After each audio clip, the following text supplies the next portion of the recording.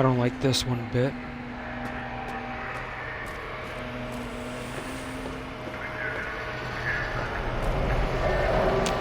The lobotomite returns. Our lobotomite. Has Dr. Mobius been denominated into scrap metal and voice module parts, as we hoped?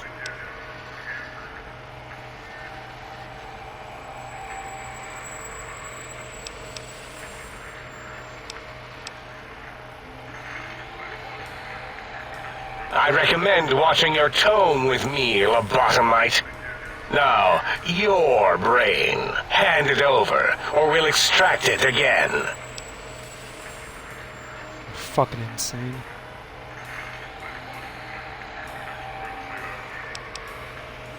I'll try to talk it out.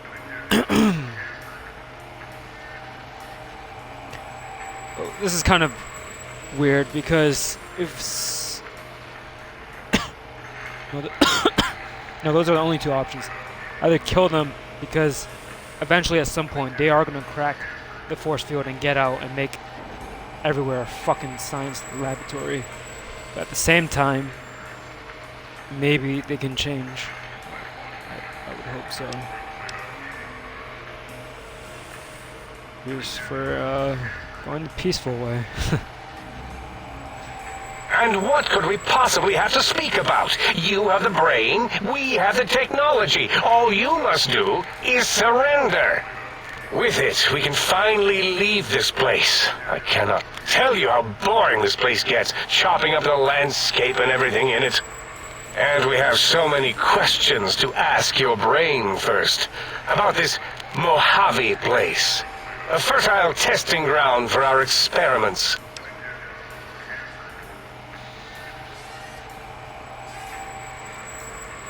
Funny.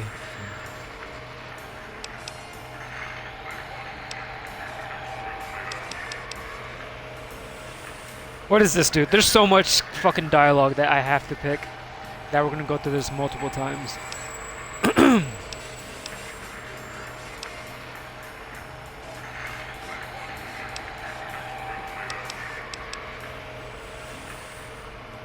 You are lying. No, you are not. Your heartbeat, perspiration, all excessively confident and sure of yourself. Why would you reason with that maniac? He'll destroy us all!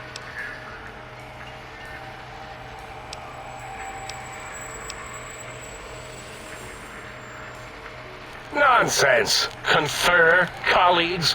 Those are two words I do not recognize. Dr. Klein, I must intersect. Please, do not harm the lobotomite. I'm not going to harm it. I'm going to dissect it until it's dead.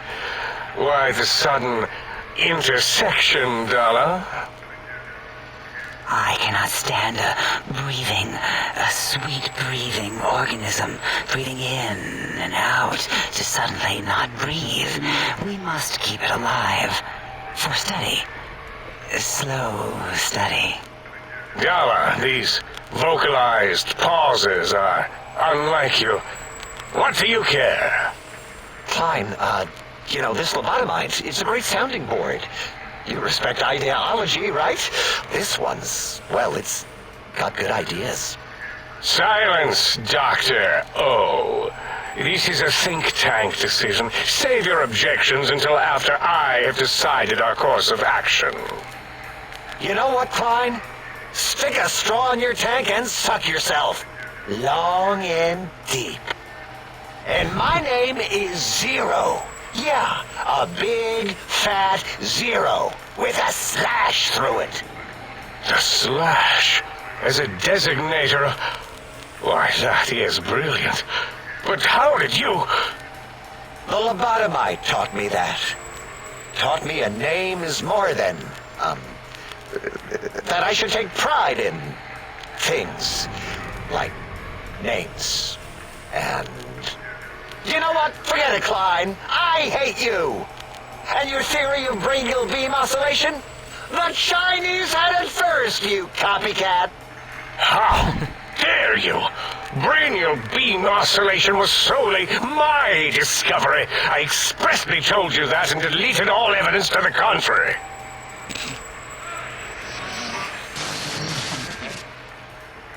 It's 2-8. Why are you acting like this? You've never refused to commit necessary surgery before. And this lobotomite needs its surgery.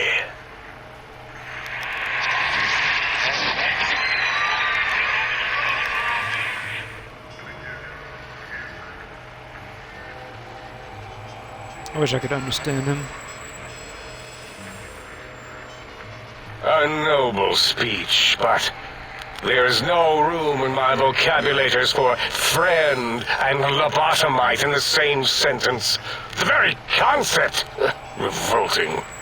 Perhaps you are irradiated with camaraderie radiation. We have chems for that. We can save you from your emotional addiction. If I may, I feel as if I must be the voice of reason here. This lobotomite is much like us. Regarding even animals and pets as nothing more than avenues to promote science. There is good here. Instead of ending its life on the table, we should prolong its suffering in the name of science. Like good old Gabe, the finest of lab specimens. Why am I even listening to you fools? Enough of this mutinous chorus. If there's a word I hate, it's mutiny. And the word jism, which never made any sense to me. It's ridiculous putting j and zm together like that. Nonsense! I count as 5, like the mighty human hand I once had, with its 5 penises clenched in a fist. God.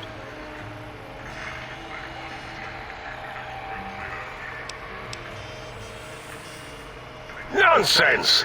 The mathematics of this situation are on our side, lobotomite. I believe... No, wait.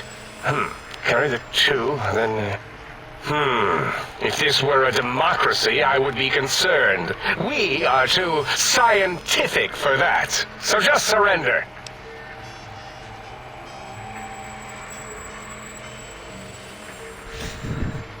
You dare use logic against me?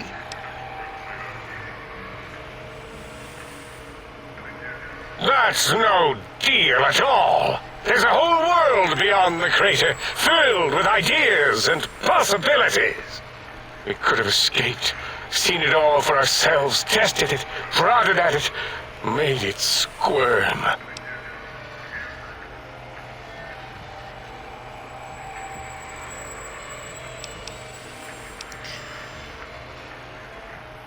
Mojave.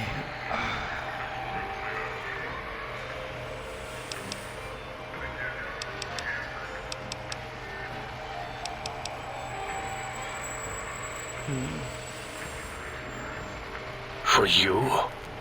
And for science? I have a strange sensation that I would like that. How odd. Very well, partner. The think tank is at your service as long as you do not destroy us.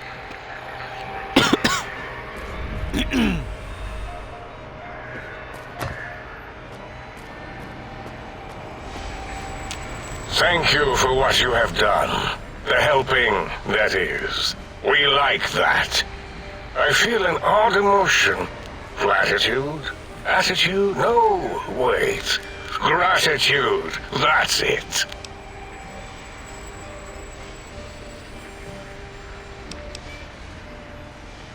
Yes, a most goodbye. Huh.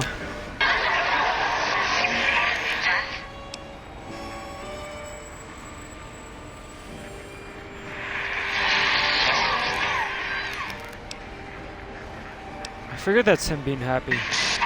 That's the only thing I can't figure out.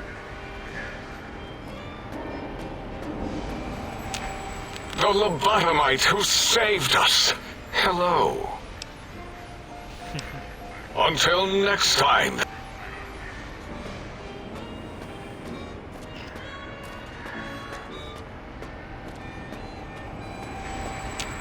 teddy bear lobotomite returns. My teddy bear. How can I assist in relieving your curiosity? Until our next interaction, my intriguing little lobotomite. We haven't seen anybody in a while. Maybe the monsters have stealth suits too. Most definitely. So is Mobius as twisted as he looked in person? Can't believe you entered the Forbidden Zone and lived. None of us can. Until our next scheduled audio transmission and reception, then. Damn, this DLC was actually fucking amazing. And maybe I'm thinking like too deeply on it, but like it covered like As the core it had principles. been in the years before the Great War, Big Mountain, the Big Empty, became home to one of the brightest minds of the 23rd century. The Courier watched over the Big Empty for years to come, caring for it and keeping its discoveries safe until they were needed to help others. Which had always been Big Mountain's purpose.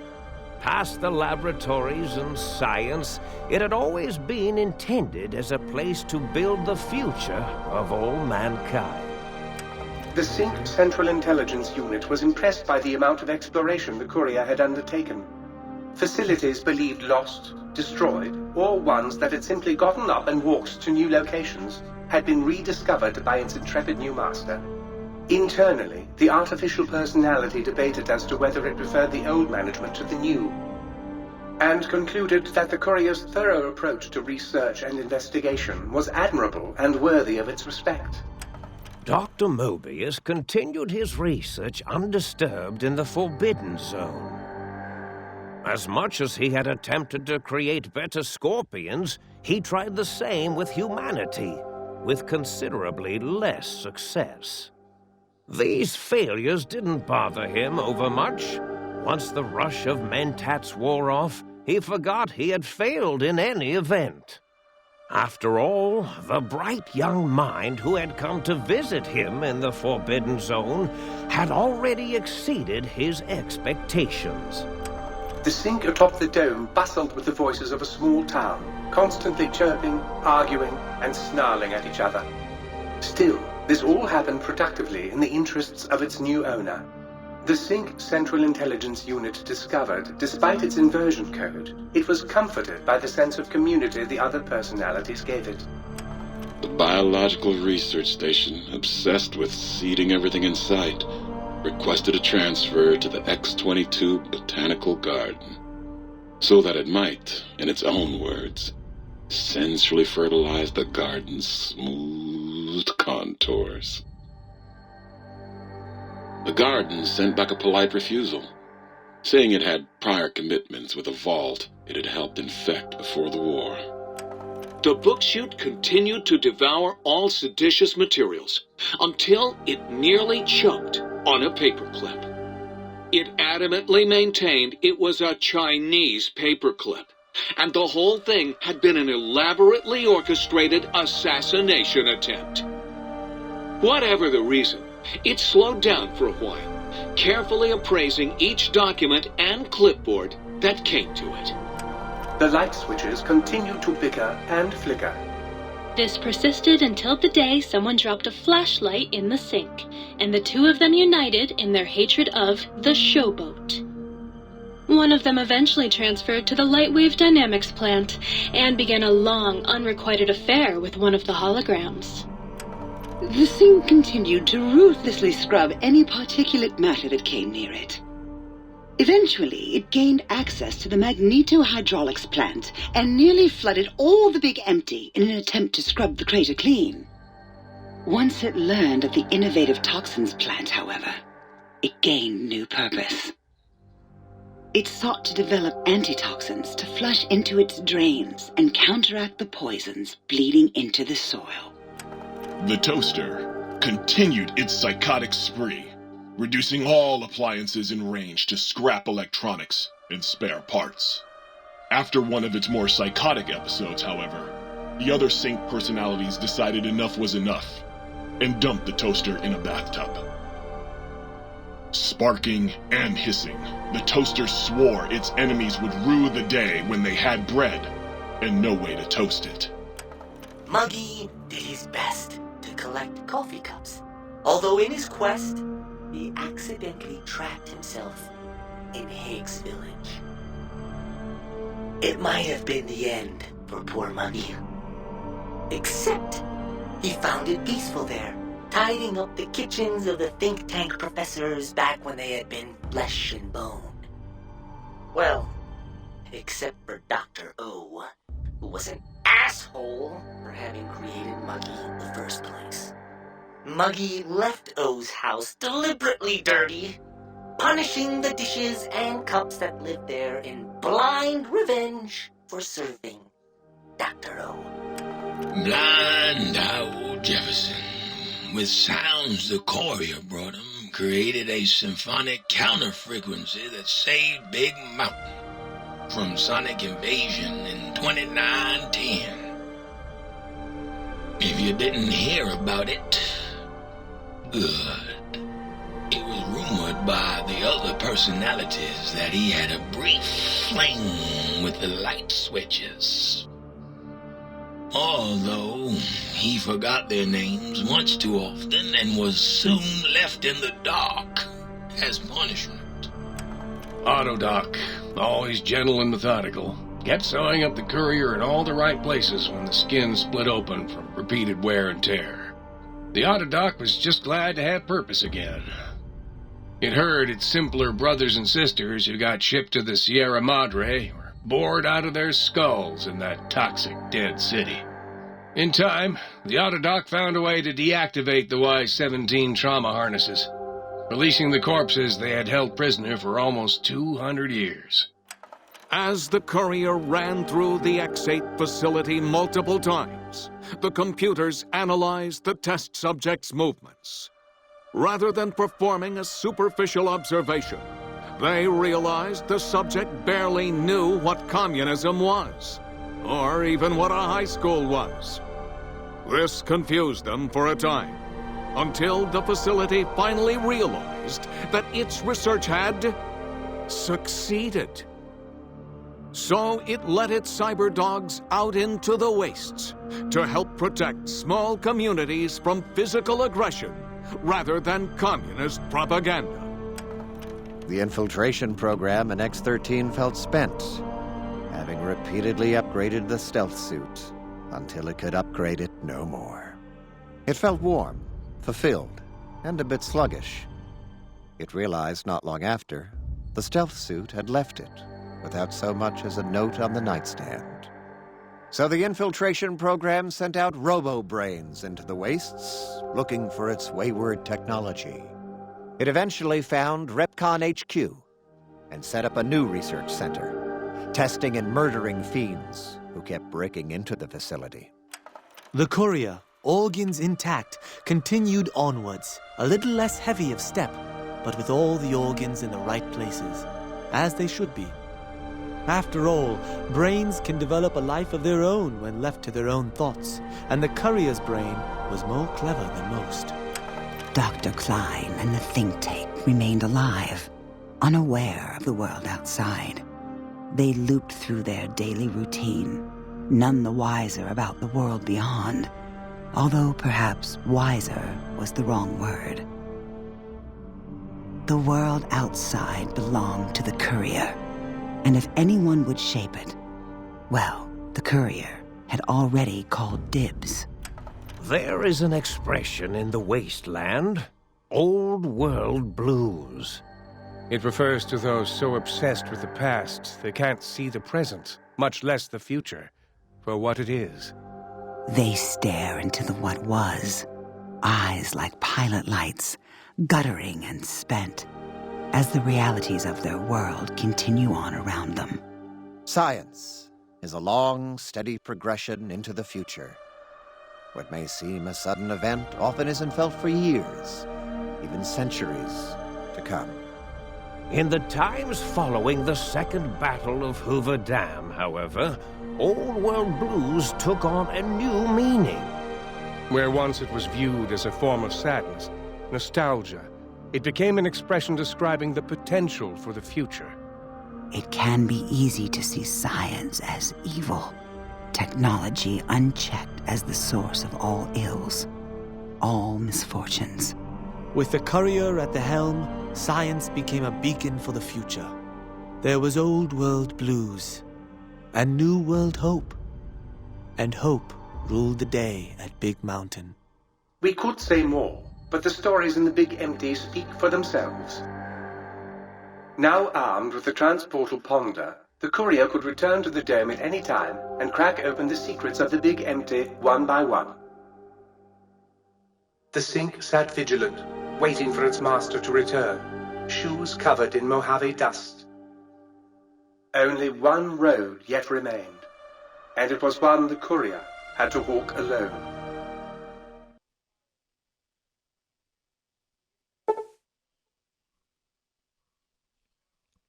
Holy shit, what a beautiful DLC. Like honestly.